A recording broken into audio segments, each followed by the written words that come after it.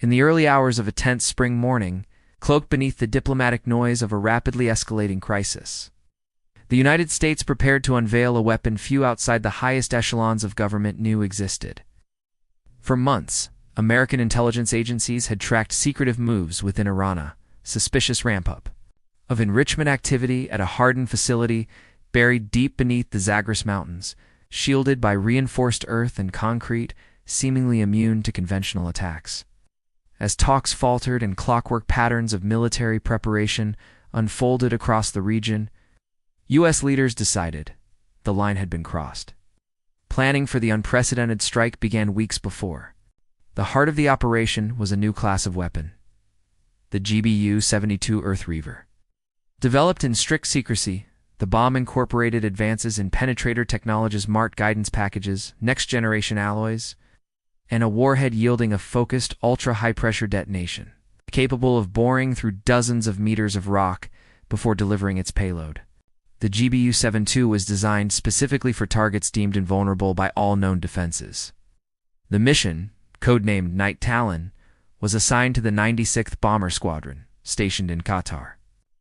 Only a handful of senior officers and mission specialists received the full details. Satellite surveillance, electronic eavesdropping, and even human assets inside Iran mapped every guard rotation, radar, bubble, and avenue of approach.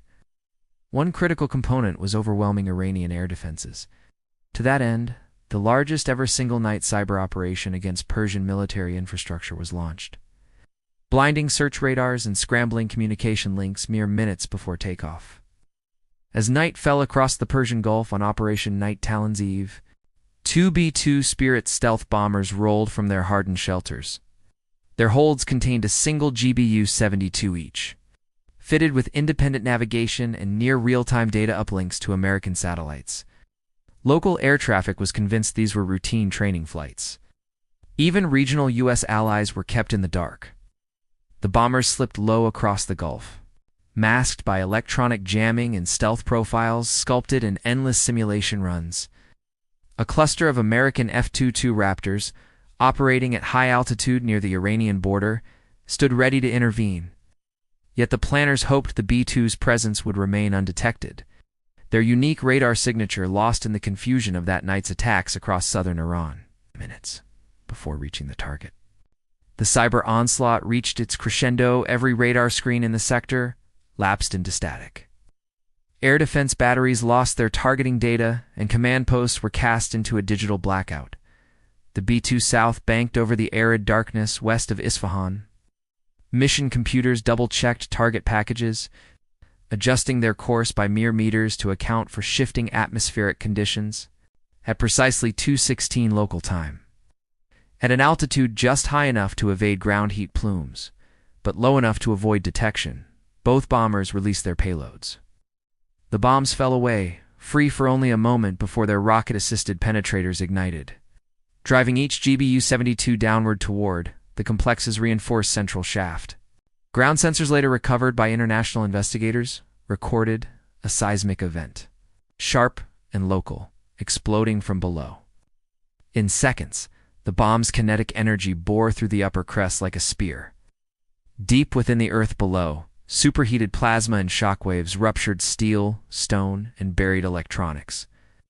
Over 100 meters below ground, centrifuge arrays and command centers built to survive a nuclear blast collapsed in a matter of heartbeats. Iranian defenses scrambled in the confusion, launching interceptors into the night sky. But the bombers were already racing for the coast, masked by jamming and deception drones operating on the periphery. 37 minutes later, the B-2 South crossed back over the Gulf, vanishing into the radar shadows of Bahrain's southern desert. Immediate aftermath reports were both chaotic and fragmentary. Iranian authorities sealed off an area hundreds of square kilometers wide, claiming a localized earthquake was the culprit. Satellite passes, however, revealed the truth: a new scar crossing the mountains. Smoke and fires billowing from what was once among the world's most heavily defended nuclear sites. Attempts at damage control inside Iran faltered. Days later, Western analysts confirmed what Tehran could not hide: a massive blow to the core of its enrichment program, set back years by a pair of explosions that no known bunker buster could have achieved. International outcry followed, with denials and accusations filling screens across every capital. Iran vowed retaliation, but the demonstration of America's secret superbomb had shifted the paradigm. The world's military planners scrambled to reassess the old doctrine of hardened sites and deep-buried arsenals. Alarm rippled through adversaries and allies alike, as every nation wondered what other capabilities lay hidden, waiting for moments that might change the shape of a region or the world overnight.